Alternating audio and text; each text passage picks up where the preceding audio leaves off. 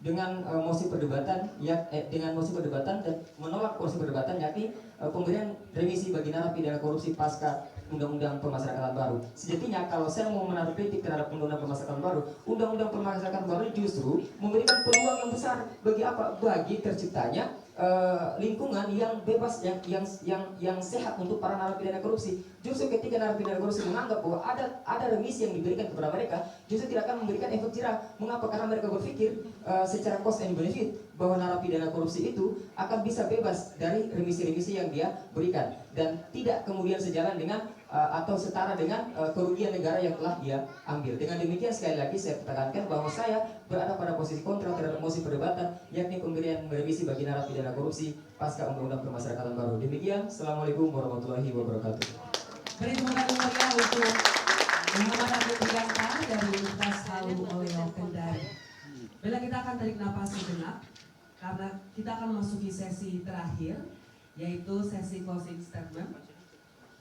Sesi ini akan diawali oleh pembicara pro Mikael Ferdinand dari Universitas Sumatera Utara. Anda mempunyai waktu selama 3 menit. Waktu dimulai dari kata pertama Anda. Lex nemini operator inikum nemini facit in iuria. Hukum tidak melakukan kesalahan kepada siapapun dan tidak memberikan ketidakadilan kepada siapapun. Dewan yang terhormat, dengan disampaikannya argumentasi yang telah disampaikan oleh kolega berpikir saya Bang Hakim dari pihak kontra, maka tidak sedikit pun saya goyah untuk tetap mendukung mosi perdebatan kita kali ini. Namun sebelum saya sampai pada kesimpulan yang menyatakan keberpihakan saya bahwa saya unggul dalam mosi kita kali ini, izinkanlah saya untuk menyampaikan poin-poin kelemahan yang telah disampaikan oleh saudara kontra. Yang pertama, Dewan yang terhormat, saudara pihak kontra mengatakan bahwa pemberian remisi yang mudah akan kontraproduktif dengan semangat pemberantasan korupsi. Padahal telah saya sebutkan sebelumnya, di dalam pasal 10 Peraturan Menteri Hukum dan Hak Asasi Manusia nomor 7 tahun 2022 hanya satu saja pemberian remisi yang dihapuskan dari peraturan pemerintah nomor 99 tahun 2012, yaitu hanya untuk berkaitan dengan membongkar tindak pidana yang telah dilakukan sebelumnya. Tetapi esensi untuk mengembalikan kerugian keuangan negara, yakni membayar uang atau uang denda atau uang pengganti, tetap dipertahankan dalam peraturan Menteri Hukum dan Hak Asasi Manusia tersebut.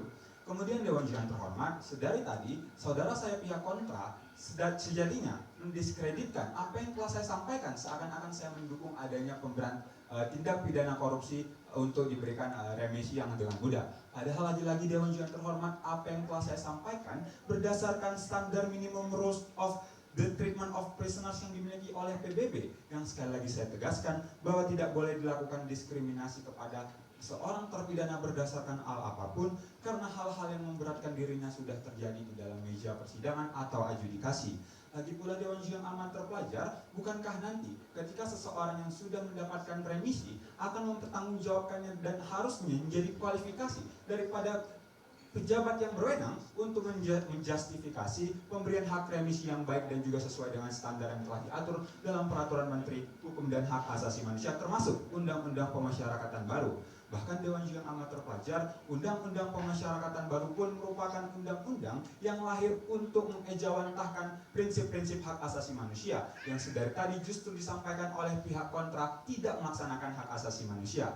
Oleh karenanya Dewan yang amat terpelajar, izinkanlah saya untuk mengingatkan dua argumentasi utama yang telah saya sebutkan sebelumnya, bahwa yang pertama, Undang-Undang Pemasyarakatan Baru merupakan bagian dari untuk tidak menghilangkan pengembalian kerugian keuangan negara yang tetap merupakan esensi pengembalian tindak pidana korupsi. Dan yang kedua, pemberian remisi napi koruptor pasca Undang-Undang Pemasyarakatan Baru merupakan bentuk penerapan asas equality before the law yang tadi disampaikan oleh pihak kontra tidak dibenarkan. Atas dasar argumentasi tersebutlah Dewan yang amat terpelajar, saya tetap mendukung mosi perdebatan kita kali ini untuk mengimplementasikan pemberian remisi pasca Undang-Undang Pemasyarakatan Baru. Terima kasih. Secara sederhana, setiap konsep negara hukum itu sejatinya mestinya memberikan jaminan terhadap perlindungan hak asasi manusia.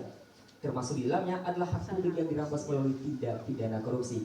Dengan demikian, saya ingin memaparkan sebelum masuk pada penguatan argumentasi saya, beberapa kekeliruan dan argumentasi manipulatif yang dikemukakan oleh rekanku pembicara kontra. Tadi rekanku penjaga menyatakan bahwa dia mendukung penegakan korupsi dengan memperkuat KPK dan lain sebagainya. Tetapi harus kita pahami bahwa sejatinya hilir dari penegakan hukum adalah pada akhir itu adalah lembaga pemasyarakatan. Lalu apabila kita kemudian memberikan remisi di lembaga pemasyarakatan, justru sejatinya kita telah mendegradasi adanya kekuatan-kekuatan hukum yang ada sebelumnya, atau kita telah mendegradasi kekuatan-kekuatan daripada kekuasaan kehakiman dan lain sebagainya. Masuk dalam landasan argumentasi saya bahwa sejatinya perlu untuk diuraikan kemudian keuntungan kenapa kemudian kita harus menjaga tidak memberikan remisi bagi para pelaku tindak pidana korupsi. Pertama, untuk menjaga martabat hukum dan memastikan bahwa pelaku tindak pidana korupsi diproses dan dihukum sesuai dengan hukum yang berlaku. Yang kedua, memberikan deterrence efek atau bagi pelaku tindak pidana korupsi tanpa adanya remisi, pelaku tindak pidana korupsi akan lebih ragu untuk melakukan tindakan korupsi karena akan diproses sesuai dengan hukum yang berlaku. Dan yang ketiga, membantu menjaga kepercayaan masyarakat terhadap sistem hukum yang kemudian menjadi salah satu garda terdepan untuk mewujudkan tujuan kesejahteraan itu sendiri.